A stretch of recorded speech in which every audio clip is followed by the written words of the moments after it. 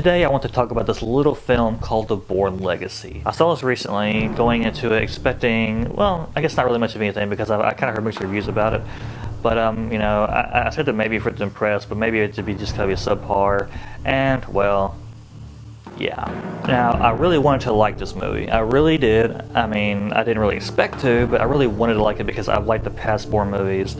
But this movie just felt like they were trying to extend the storyline out more. It felt like they were trying to just basically make a buck off the, off of the franchise. And it really felt like they should have just left it alone. I read where some people liked this film, but I've also read where some people did not like this film so much because they felt like I felt like it was just a cluster of utter confusion. There's some spots throughout the film where it kind of jumps to flashbacks, but typically in most films, when a film jumps to flashbacks, they put this filter over the scene and editing so you can tell that the scene looks different. There are some scenes when when there were flashbacks, but they weren't. You could tell if they were like a scene from the future that was taken out of context that it was going to lead up to, or what. You just kind of had to figure it out, yourself. To me, it came across as they were trying to be, complex and cool and stuff, and action-packed or whatever, and like really going for that drama effect, and they just really tried too hard. And to me, the movie did not make that much sense, or could have just been that it actually made a decent amount of sense, but it was just so complex and I was not prepared for the complexity of the film. But even after sitting through the 2-hour-long film, I still can't tell you much of what happened. The guy's on the run,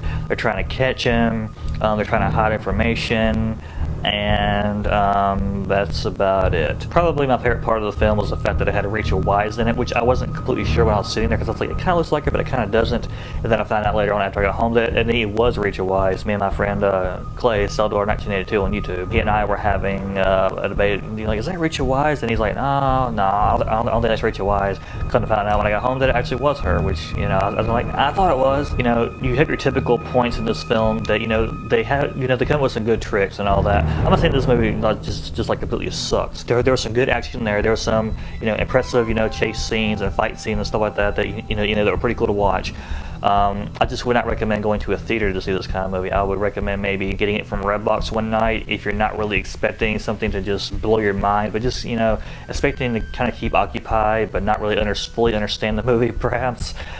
That is the kind of movie this is. To me, it came across as having the potential to be very good, but just being overly complicated, because I don't recall the previous Bourne movies being this complicated. So let me know in the comment section down below, or in a video response, if it confused you as much as it did me. I know I'm not the only one that it confused, but surely it made sense to some people out there more than it did others. Anyway, maybe this gave you some insight as to whether you should actually go out and watch this film, or maybe I just reinforced your opinions about the film if you've already seen it.